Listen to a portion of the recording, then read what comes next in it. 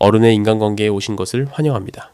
이 영상을 클릭하신 여러분은 아마 착한 사람일 것입니다. 혹시 이런 적 많이 있지 않으신가요? 친구가 약속 시간을 갑자기 바꿔도 쿨하게 넘기며 괜찮다고 했을 겁니다. 동생이 갑자기 무리한 부탁을 해도 바쁜데 없는 시간 내가며 해줬을 겁니다. 며느리가 서운한 말을 던졌는데 이해한다며 사람 좋게 웃어 넘겼을 겁니다. 하지만 그렇게 넘기고 나면 이상하게 속만 답답하진 않으셨나요? 왜 맨날 나만 이러지? 왜 나한테만 이런 식으로 대하지? 겉으로는 아무렇지 않은 척하지만 속으로는 서운함이 쌓여만 갑니다. 더 기가 막힌 건 이겁니다. 주변 사람들을 보면 나보다 더 까칠한 사람도 있습니다. 말도 더 직설적으로 하고 거절도 잘합니다. 그런데 이상하게 그 사람들은 무시 안 당합니다. 오히려 사람들이 함부로 대하지 않습니다. 약속 시간도 안 바꾸고 부탁도 조심스럽게 하고 말도 가려서 합니다. 나는 평생 착하게 살았는데 왜 나만 이 모양입니까? 나는 배려하고 이해하고 양보했는데 왜 나만 호구가 된 겁니까? 그 이유를 오늘 정확히 알려드리겠습니다. 당신이 평생 좋은 말이라고 믿고 써온 바로 그 말 때문입니다. 우리는 그 말을 하면서 예의 있다고 생각했습니다. 어른답다고 생각했습니다. 상대를 배려하고 있다고 믿어왔습니다. 그런데 그게 아니었습니다. 그 말이 당신을 만만하게 만들었습니다. 그 말이 당신의 기준을 지웠습니다. 그 말이 당신을 가볍게 만들었습니다. 사람들은 당신 성격이 좋아서 당신을 좋아하는 게 아닙니다. 당신이 만만해서 당신을 편하게 대하는 겁니다. 이게 인간관계의 냉정한 현실입니다. 그런데 여러분, 그 말이 정확히 뭔지 아십니까? 어떤 말이 당신을 이 지경으로 만들었는지 아십니까? 대부분 사람들은 모릅니다. 그냥 내가 성격이 약해서 그런가 보다 하고 넘깁니다. 내가 참을성이 없어서 그런가 보다 자책합니다. 아닙니다. 성격 문제도 아니고 참을성 문제도 아닙니다. 말 선택의 문제입니다. 딱 5가지 말만 고치면 됩니다. 그럼 사람들 태도가 바로 달라집니다. 오늘 이 영상이 끝날 때쯤이면 당신은 정확히 알게 됩니다. 어떤 말을 멈춰야 하는지, 어떤 말을 시작해야 하는지, 어떻게 말해야 존중받는 사람이 되는지, 나이 들어서 인간관계 정리하기 전에 이것부터 정리하십시오. 당신을 호구로 만든 그 말들 말입니다. 지금부터 첫 번째 말을 공개합니다. 어른의 인간관계 채널을 구독해 두시면 어디에서도 쉽게 들을 수 없는 삶의 지혜를 평생 받아보실 수 있습니다. 구독과 좋아요를 눌러주세요. 첫 번째 말입니다. 괜찮아요. 주변을 보면 꼭 이런 분들이 있습니다. 약속이 조금 늦어져도 괜찮다고 합니다. 연락이 늦어져도 괜찮다고 합니다. 말이 바뀌어도 괜찮다고 합니다. 항상 먼저 웃으며 넘깁니다. 상대가 미안하다고 말하기도 전에 이미 분위기를 정리해버립니다. 괜히 어색해질까봐, 괜히 분위기 흐릴까봐 본인이 먼저 괜찮다고 말합니다. 처음엔 그 모습이 참 좋아 보입니다. 같이 있으면 편하고 같이 일해도 갈등이 없습니다. 그래서 주변 사람들도 이런 분들을 좋아합니다. 문제는 이 장면이 한두 번으로 끝나지 않는다는 겁니다. 비슷한 상황이 반복됩니다. 이번엔 조금 늦고, 다음엔 말이 바뀌고, 그 다음엔 부탁하는 선이 좀 과해집니다. 처음엔 상대도 미안해합니다. 하지만 괜찮다는 반응이 계속되면 사과의 무게가 점점 가벼워집니다. 나중에는 미안하다는 말조차 형식적으로 흘러나옵니다. 그 사람 앞에서는 굳이 긴 설명을 하지 않아도 된다는 공기가 만들어지기 때문입니다. 하버드 심리학 연구에 따르면 사람은 말보다 상대의 반응을 기준으로 행동을 조절한다고 합니다. 특히 불편한 순간에 상대가 어떤 반응을 보였는지는 강하게 기억됩니다. 아무 말 없이 넘기는 반응, 괜찮다는 말은 이 정도는 문제 삼지 않는다는 신호로 상대 머릿속에 저장됩니다. 이 신호가 반복될수록 상대는 그 선을 기준으로 행동 수위를 조정합니다. 이 과정에서 관계가 갑자기 무너지지는 않습니다. 그래서 더 위험합니다. 조금 늦어도 괜찮고, 조금 무례해도 괜찮고, 조금 편해져도 괜찮다는 인식이 서서히 쌓입니다. 문제는 이 변화를 대부분 사람들이 기분 탓으로 넘긴다는 점입니다.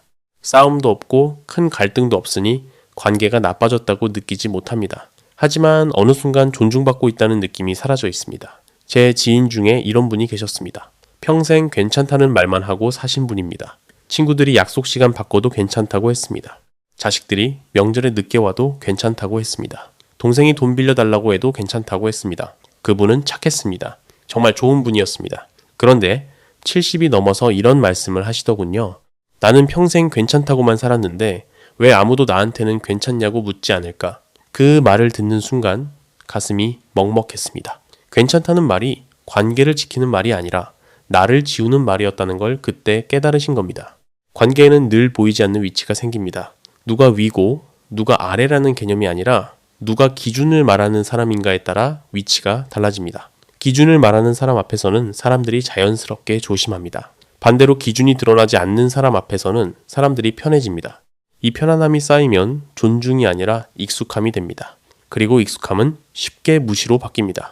괜찮다는 말이 한 번의 선택일 때는 문제가 되지 않습니다. 하지만 이 말이 습관이 되는 순간부터 관계의 방향은 고정됩니다. 이 사람은 웬만한 일에는 문제 삼지 않는 사람이라는 인식이 상대에게 자리 잡습니다. 그래서 나중에 다른 반응을 보이면 상대는 당황합니다. 왜 갑자기 그러느냐는 말이 그때 나오는 이유입니다. 이미 기준이 그렇게 저장됐기 때문입니다. 관계는 마음씨로 유지되지 않습니다. 관계는 기준으로 유지됩니다. 아무리 좋은 의도로 한 말이라도 그 말이 내 기준을 지워버린다면 결국 나를 가볍게 만드는 방향으로 작동합니다. 그래서 괜찮다는 말은 착해서 문제가 되는 게 아니라 선을 없애기 때문에 가장 먼저 멈춰야 하는 말이 됩니다. 그럼 어떻게 말해야 할까요? 괜찮지 않으면 괜찮지 않다고 말하면 됩니다. 이번엔 좀 불편합니다. 다음부턴 미리 말씀해 주시면 좋겠습니다. 이 정도는 조금 어렵습니다. 이렇게 말하는 게 차갑게 느껴질까봐 두렵습니까? 아닙니다. 오히려 이게 관계를 안전하게 만듭니다. 기준이 있는 사람들은 함부로 대하지 않습니다. 지금부터 두 번째 말을 말씀드리겠습니다. 두 번째 말입니다. 아무 때나 괜찮아요. 이상하게도 이런 말은 늘 비슷한 사람에게서 나옵니다. 약속을 잡을 때도 그렇고 부탁을 받을 때도 그렇습니다. 상대가 먼저 시간을 정하기도 전에 이미 이렇게 말해버립니다. 아무 때나 괜찮아요. 편한 시간에 맞추겠습니다. 급하면 불러도 됩니다. 이 말들은 배려처럼 들립니다. 그래서 대부분은 이 말이 문제라고 생각하지 않습니다. 오히려 이렇게 말하지 않으면 너무 각박해 보일까봐 스스로를 눈치 보게 됩니다. 하지만 이 말이 반복되는 사람의 일정표를 보면 이상하게 늘 비어 있습니다. 비어 있기 때문에 편한 것이 아니라 비어 있어도 존중받지 못하는 상태입니다. 누군가의 일정에 끼워 맞춰지고 누군가의 사정에 따라 밀려나고 마지막에 남은 시간으로 배정됩니다. 본인은 배려한다고 생각했지만 어느 순간부터 자기 시간은 늘 남는 시간 취급을 받습니다. 제 친구 중에 이런 분이 계셨습니다. 은퇴하고 나서 시간이 많아지니까 친구들이 자주 연락을 했습니다. 밥 한번 먹자, 차 한번 하자 이런 연락이 오면 그분은 항상 이렇게 대답했습니다. 나는 아무 때나 괜찮아. 네가 편한 시간에 말해. 처음엔 좋았습니다. 친구들이 고맙다고 했습니다. 그런데 시간이 지나니까 이상한 일들이 벌어졌습니다. 약속 시간이 자주 바뀌기 시작했습니다. 미안한데 그날 안 되겠어. 다른 날 괜찮지? 당연히 괜찮다고 했습니다. 그런데 바뀐 시간도 또 바뀌었습니다. 급한 일이 생겼어. 다음 주는 어때? 또 괜찮다고 했습니다. 그렇게 석 달이 지나도 약속은 안 잡혔습니다. 그분은 그때 깨달았다고 합니다. 내 시간은 시간이 아니었구나. 그냥 남는 시간이었구나. 관계에서 시간은 단순한 시계 문제가 아닙니다. 시간은 곧 우선순위입니다. 사람은 말로 상대를 평가하지 않습니다. 어떤 시간에 배치하는지로 평가합니다. 아무 때나 된다는 말은 상대를 편하게 해주는 말이 아니라 나를 언제든 조정 가능한 사람으로 만듭니다. 이 말이 반복될수록 상대는 나를 일정의 중심이 아니라 여백으로 인식합니다. 문제는 이 과정에서 갈등이 거의 발생하지 않는다는 점입니다. 왜냐하면 모든 선택을 내가 먼저 양보했기 때문입니다. 그래서 불만도 겉으로 드러나지 않습니다. 하지만 속에서는 계속 쌓입니다. 왜 나는 늘 맞추는 쪽일까? 왜 내 시간은 항상 뒤로 밀릴까? 이 질문이 반복되기 시작하면 관계는 이미 균형을 잃은 상태입니다. 이때 나타나는 신호는 아주 작습니다. 약속 시간이 자주 바뀌고 연락이 늦어지고 일정이 점점 일방적으로 정해집니다. 상대는 악의가 없습니다. 이미 그 사람에게 이 정도는 괜찮은 관계로 저장됐기 때문입니다. 그래서 나중에 불편함을 말하면 상대는 의아해합니다. 지금까지 아무 문제 없지 않았느냐고 말합니다. 특히 은퇴 이후에는 이 문제가 더 크게 작용합니다. 직장이라는 구조가 사라지면 시간의 경계도 함께 사라집니다. 그래서 시간이 많아 보이는 사람이 가장 먼저 희생됩니다. 바쁜 사람이 아니라 늘 맞춰주는 사람이 가장 쉽게 이용당합니다. 이건 성격 문제가 아니라 말로 만든 인식의 결과입니다. 내 시간을 지키는 일은 이기적인 행동이 아닙니다. 그건 나를 존중하라는 신호입니다. 사람은 자신을 소중히 여기는 사람을 함부로 대하지 않습니다. 그래서 관계를 지키고 싶다면 가장 먼저 지켜야 할 것은 상대의 기분이 아니라 내 시간입니다. 그럼 어떻게 말해야 할까요? 구체적인 시간을 먼저 제시하면 됩니다. 나는 오전이 좋습니다. 나는 주중이 편합니다. 나는 이번 주 목요일 오후 2시가 가능합니다. 이렇게 말하는 게 불편합니까? 아닙니다. 이게 정상입니다. 시간이 있는 사람도 자기 시간이 있습니다. 그 시간을 지키는 게 당연한 겁니다. 지금부터 세 번째 말을 말씀드리겠습니다. 세 번째 말입니다. 제가 할게요. 유독 어떤 사람에게만 일이 몰리는 경우가 있습니다. 같은 상황인데도 누군가는 부탁을 받고 누군가는 자연스럽게 빠집니다. 이상하게도 그 기준은 능력이 아닙니다. 더 잘하는 사람에게 몰리는 것도 아니고 더 시간이 많은 사람에게만 가는 것도 아닙니다. 대신 늘 이런 말을 먼저 하는 사람이 있습니다. 제가 할게요. 제가 알아서 할게요. 신경 쓰지 마세요. 제가 책임질게요. 겉으로 보면 믿음직하고 든든한 말입니다. 그래서 이 말이 문제라는 생각은 거의 하지 않습니다. 회의가 끝난 뒤 모두가 자리에서 일어날 때 누군가는 이미 다음 일까지 떠안고 있습니다. 아무도 강요하지 않았습니다. 아무도 시키지 않았습니다. 그런데도 일은 항상 그 사람 손으로 흘러갑니다. 처음에는 감사 인사가 따라옵니다. 하지만 시간이 지나면 그 감사는 당연함으로 바뀝니다. 그리고 어느 순간부터 부탁이 아니라 전제가 됩니다. 제 아는 분 이야기입니다. 평생 제가 할게요 라는 말을 달고 사신 분입니다. 모임에서 누가 뭘 해야 하나 싶으면 제가 할게요. 집안일도 제가 할게요. 동생 일도 제가 할게요. 그렇게 60평생을 사셨습니다. 그런데 환갑을 넘기고 나서 몸이 아프기 시작했습니다. 병원에 입원을 했는데 아무도 안 왔습니다. 전화를 했더니 이런 대답이 돌아왔습니다. 언니는 혼자서도 잘하잖아. 우리가 가봤자 언니가 다 알아서 하는데 뭐. 그분은 그때 깨달았다고 합니다. 내가 평생 다 해줬더니 이 사람들은 나 없이도 된다고 생각하는구나. 심지어 내가 아파도 괜찮다고 생각하는구나. 사람은 책임을 맡겨도 되는 사람과 책임을 져도 되는 사람을 구분해서 기억합니다. 문제는 이 두 범주가 다르다는 점입니다. 책임을 맡겨도 되는 사람은 선택권을 가진 사람입니다. 반면 책임을 져도 되는 사람은 거절하지 않을 사람으로 인식됩니다. 책임을 대신 떠안는 말은 나를 전자의 위치가 아니라 후자의 위치에 고정시킵니다. 이 구조에서 갈등은 잘 드러나지 않습니다. 왜냐하면 겉으로는 모두가 편해 보이기 때문입니다. 부탁하는 사람은 편하고 맡은 사람은 참으면서 넘깁니다. 하지만 시간이 쌓이면 속에서 다른 감정이 생깁니다. 왜 나만 해야 하지? 왜 내 선택은 없는 걸까? 이 질문이 쌓이는 순간 관계는 이미 균형을 잃었습니다. 이때 나타나는 신호는 분명합니다. 상대는 점점 설명을 줄입니다. 부탁의 맥락이 사라지고 결과만 요구합니다. 혹시 힘들다는 말을 꺼내면 이런 반응이 돌아옵니다. 그동안 잘해왔잖아. 이번 한 번만 더 해줘. 이 말은 격려처럼 들리지만 사실상 이미 역할이 고정되었음을 드러내는 신호입니다. 특히 은퇴 이후에는 이 구조가 더 단단해집니다. 직함도 사라지고 업무 경계도 없어지면 사람들은 자연스럽게 책임을 떠안아줄 사람을 찾습니다. 그리고 늘 먼저 나서는 사람에게 그 역할을 씌웁니다. 이건 신뢰의 증거가 아니라 거절하지 않을 거라는 확신입니다. 한번 굳어진 인식은 쉽게 바뀌지 않습니다. 책임을 나누는 것과 책임을 대신 지는 것은 다릅니다. 관계를 오래 유지하고 싶다면 모든 책임을 껴안는 사람이 아니라 각자의 몫을 지키는 사람이 되어야 합니다. 그럼 어떻게 말해야 할까요? 이번엔 어렵습니다. 이건 제 몫이 아닌 것 같습니다. 함께 나눠서 하면 좋겠습니다. 이렇게 말하면 됩니다. 누군가의 짐을 덜어주는 말이 결국 나를 짓누르는 말이 될 수도 있습니다. 그래서 어떤 말은 좋은 의도와 상관없이 가장 먼저 조심해야 합니다. 책임을 내려놓는 순간 관계가 깨지는 것이 아니라 오히려 제자리를 찾는 경우도 많습니다. 그 차이를 만드는 건 능력이 아니라 말 한마디의 선택입니다. 지금부터 네 번째 말을 말씀드리겠습니다. 네 번째 말입니다. 다 이해해요. 사람들은 보통 이렇게 믿습니다. 솔직하면 관계가 깊어진다고, 마음을 열면 오해가 사라진다고 말입니다. 그래서 불안한 마음도 힘든 사정도 속상했던 감정도 있는 그대로 말하는 것이 어른스럽고 정직한 태도라고 생각합니다. 하지만 관계에서 이 믿음은 자주 정반대의 결과를 만들어냅니다.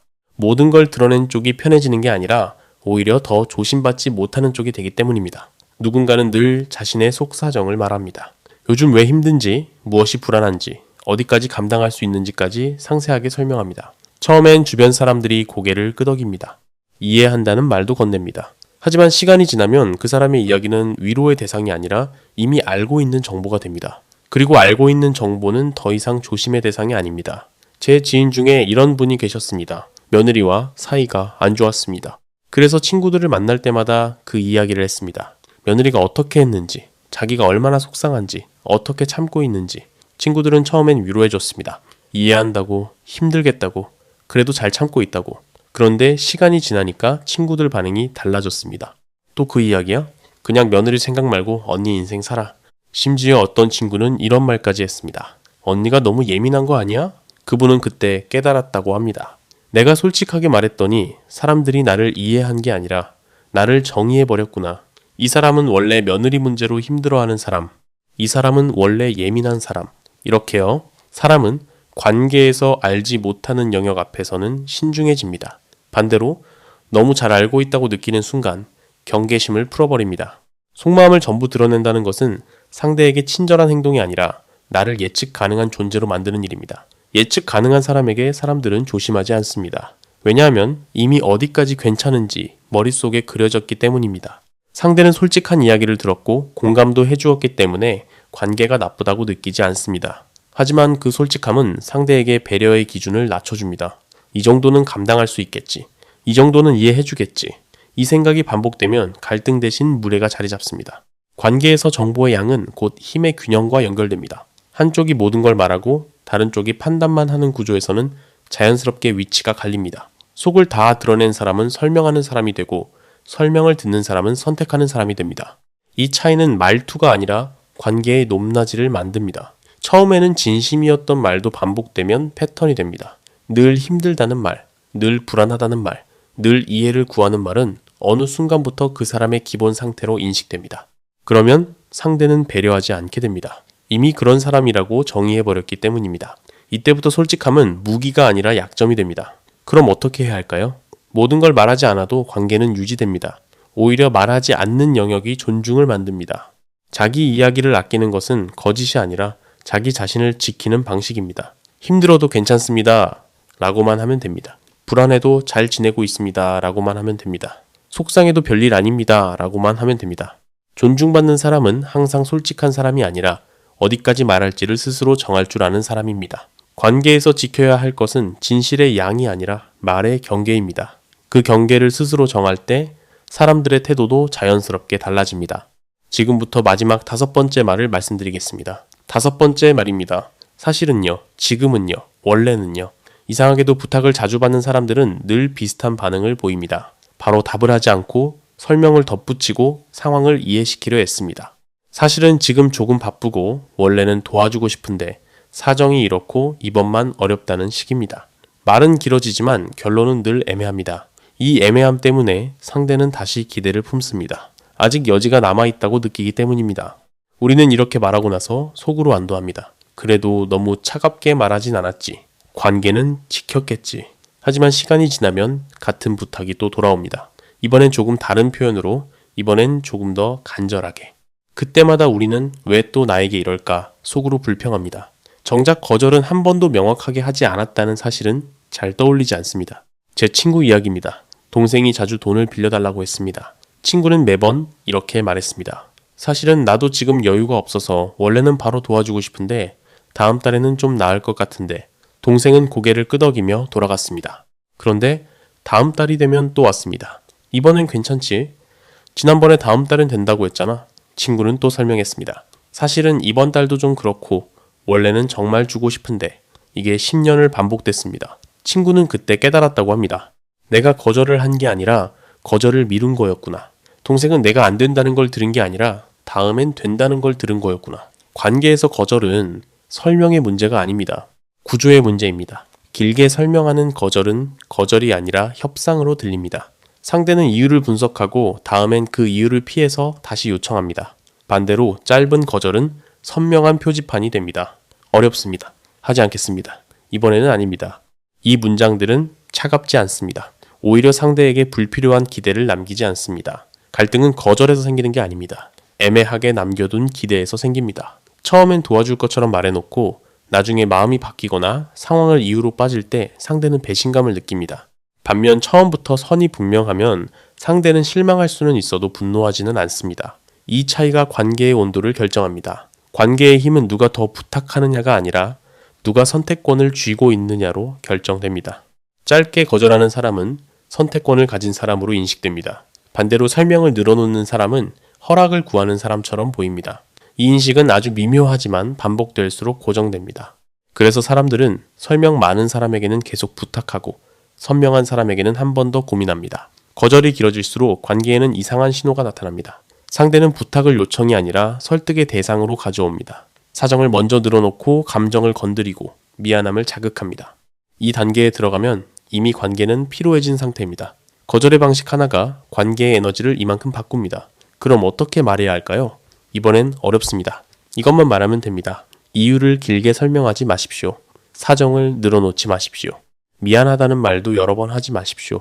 그냥 어렵습니다. 이 한마디면 충분합니다. 관계는 친절의 총합이 아닙니다. 관계는 선택의 합입니다. 무엇을 할지보다 무엇을 하지 않을지를 분명히 말할 수 있을 때 관계는 안정됩니다. 짧은 거절은 상대를 밀어내는 말이 아니라 관계를 오래 쓰기 위한 말입니다. 그래서 거절은 부드럽게가 아니라 명확하게 해야 합니다. 말을 줄인다고 관계가 줄어들지 않습니다. 오히려 말이 줄어들수록 불필요한 기대가 사라지고 관계는 가벼워집니다. 선이 보이는 관계는 언제나 오래 갑니다. 지금부터 마무리 말씀을 드리겠습니다. 지금까지 우리는 무례한 말이나 공격적인 말을 이야기하지 않았습니다. 오히려 대부분의 사람들이 좋은 뜻이라고 믿어왔던 말들, 배려라고 생각했던 말들, 어른스럽다고 여겼던 말들을 하나씩 돌아봤습니다. 괜찮아요. 아무 때나 괜찮아요. 제가 할게요. 다 이해해요. 사실은요, 이 5가지 말이 당신을 가볍게 만들었습니다. 이 말들이 당신의 기준을 지웠습니다. 이 말들이 당신을 호구로 만들었습니다. 나이가 들수록 사람들은 관계를 지키기 위해 말을 줄입니다. 괜히 부딪히기 싫고, 괜히 오해 만들기 싫고, 이제 와서 감정 소모를 하고 싶지 않기 때문입니다. 그래서 조금 불편해도 넘기고, 조금 억울해도 이해하고, 조금 손해봐도 괜찮다고 말해왔습니다. 그 선택이 잘못됐다고 말하고 싶은 건 아닙니다.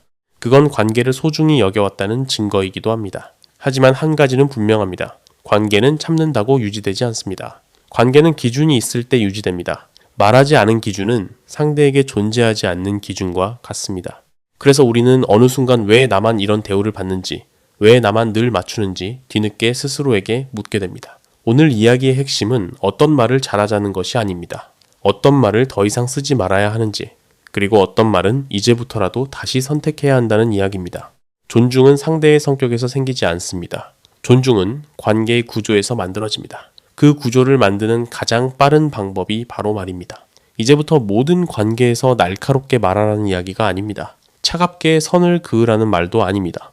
다만 어디까지는 괜찮고 어디부터는 불편한지, 무엇은 가능하고 무엇은 어렵다는 기준만은 스스로 알고 있어야 한다는 뜻입니다. 그 기준이 말로 드러날 때 사람들의 태도도 자연스럽게 달라집니다. 나이가 들수록 우리는 더 이상 증명할 필요가 없습니다. 착한 사람임을, 참을성 있는 사람임을 계속 보여줄 이유도 없습니다. 이제는 어떤 사람으로 대우받고 싶은지 조용히 알려줄 수 있으면 충분합니다. 그 한마디가 앞으로의 관계를 훨씬 가볍게 만들고 삶을 덜 소모하게 만들어줍니다. 말은 습관이지만 습관은 언제든 바꿀 수 있습니다. 오늘 이 이야기가 당장 말을 바꾸게 만들지 않더라도 다음번 비슷한 상황에서 한 번쯤 멈추게 만든다면 그걸로 충분합니다. 그 멈춤 하나가 관계의 방향을 바꾸는 시작이 될 수 있으니까요. 이제부터의 관계는 조금 덜 참아도 괜찮습니다. 조금 덜 이해해도 괜찮습니다. 대신 조금 더 분명해지면 됩니다. 그 분명함이 노후의 관계를 지키는 가장 품위 있는 방식입니다. 오늘도 더욱 품격 있는 인생에 한 걸음 다가가신 시청자 여러분 축하드립니다. 어른의 인간관계는 인생에 도움되는 진짜 지혜로 또 돌아오겠습니다. 시청해주셔서 감사합니다.